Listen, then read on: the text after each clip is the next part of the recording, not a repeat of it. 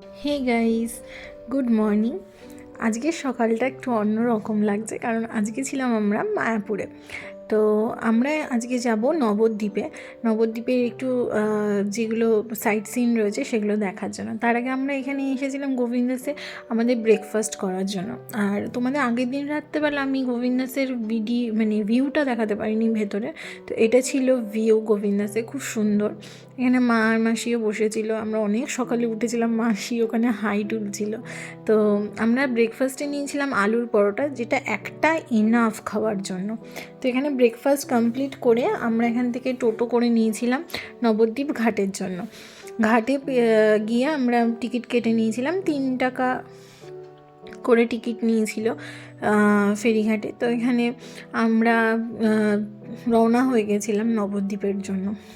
আর যখন মায়াপুরে এসেছিলামই তো ভাবলাম একটু নবদ্বীপের সাইট সিনগুলো একেবারে সেরেই যাওয়া যাক। মার আর মাসিরও খুব ইচ্ছা ছিল।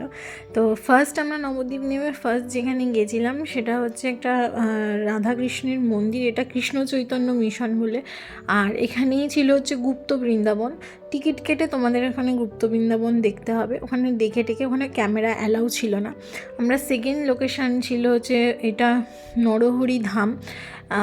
এখানে সবচেয়ে বড় যে চৈতন্য মহাপ্রভুর যে স্ট্যাচু সেটা রয়েছে, তোমাদেরকে আমি অবশ্যই দেখাবো। তার আগে এই ভিউটা দেখো, এত সুন্দর এখানে মূর্তি দিয়ে সাজানো, আর চারপাশটা সবুজের মধ্যে এগুলো এত সুন্দর লাগছিল দেখতে, খুব সুন্দর লাগছিল। তোমরা কিন্তু নবদ্বীপ একদিনে মোটামুটি 2-3 ঘন্টার মধ্যে কভার করে নিতেই পারো। তবে হ্যাঁ, তোমরা অবশ্যই কিন্তু টোটো রিজার্ভ করার সময় অবশ্যই দরদাম করে নিও। ওরা কিন্তু অনেক সময় ওদের মন ছাড়া মতো দাম বসিয়ে দেয়, কিন্তু পুরো ঘুরে দেখতে আমাদের আন্দাজ মতো 400 টাকার বেশি লাগা উচিত নয়। তো তোমরা কিন্তু অবশ্যই দরদাম করে নেবে।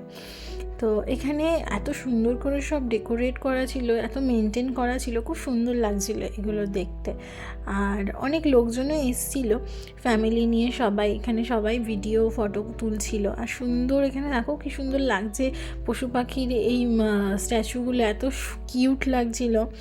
তো এখানটা আমরা সুন্দর করে ঘুরে দেখে নিয়েছিলাম, এই জায়গাটা খুবই সুন্দর লেগেছিল আমাদের।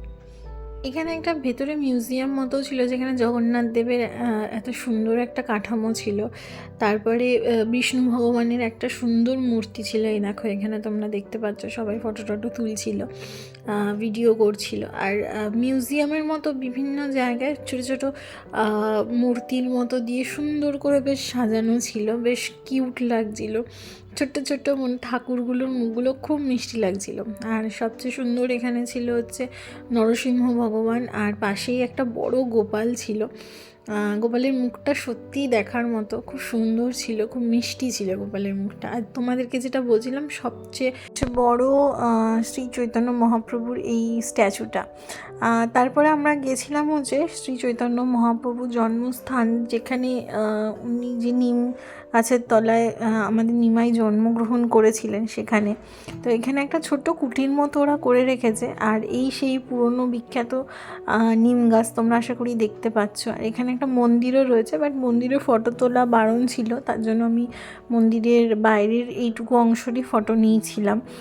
আর এই যে কুটিরটা দেখতে পাচ্ছ, এখানেই আমাদের নিমাইয়ের জন্ম হয়েছিল।